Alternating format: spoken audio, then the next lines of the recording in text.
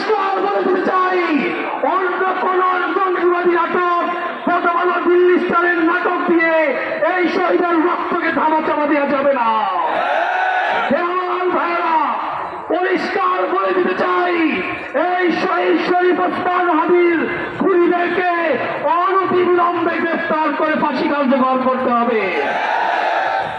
আমার ভাইয়েরা, আমরা বিগত 15 বছরের সেই স্বৈরাচারী ফ্যাসিবাদের কায়দায় আবারও দেখতে পাচ্ছি এদেশের নিরীহ নাগরিকদেরকে গণগ্রেফতার করা হচ্ছে।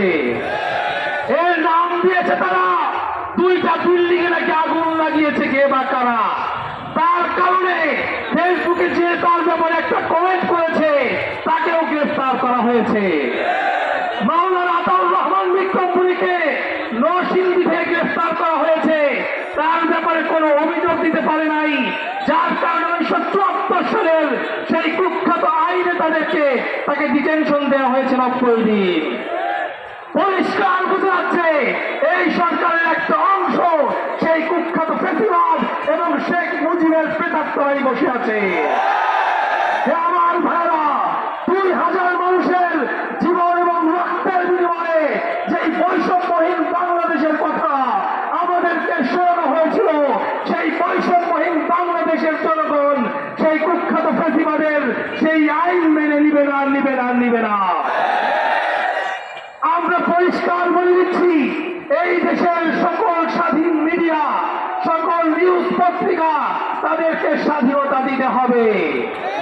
কিন্তু স্বাধীনতার নাম করে বিগত 15 বছর যারা ফ্যাসিবাদের দালালি করেছে তাদেরকে বিচারের কাঠগড়ায় তুলতে হবে। এই প্রথম ইসলাম পত্রিকা, তারা বিগত 15 বছর কোন মিডিয়ার কাজ করে নাই, তারা প্রোফাইলিং এর কাজ করেছে।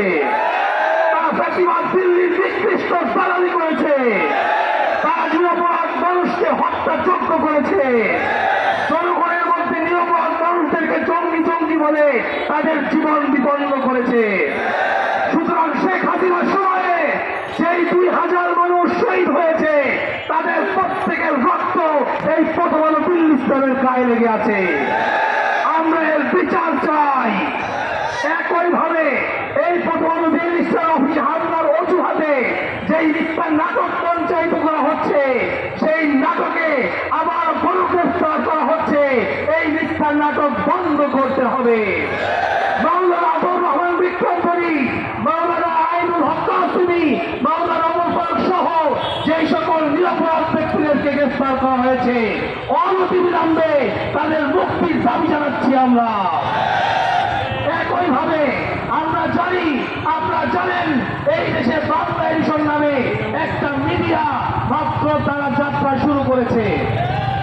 একমাত্র এই দিল্লি রাষ্ট্রের বিপক্ষে সত্য নিউজগুলো তারা তৈরি করছে। আজকে সেই বাংলা এডিশনকে বন্ধ করে দেওয়ার চক্রান্ত করেছে ঠিক কিনা?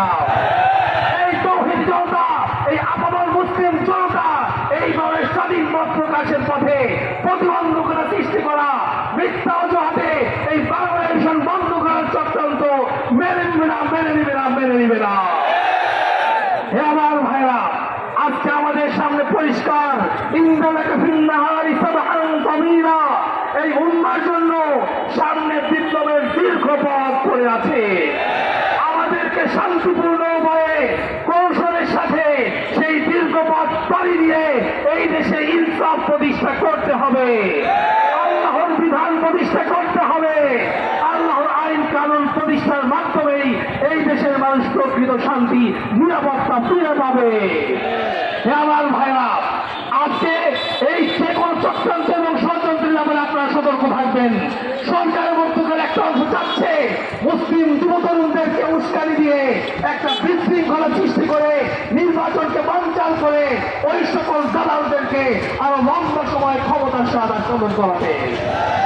এই তৌহিদ জনতা এই ধরনের যে কোনো চক্রান্ত তারা রুখে দিবে ইনশাআল্লাহ। নাসরুম মিনাল্লাহ ওয়া ফাতহুন করিব ওয়া বাশশিরিল মুমিনিন।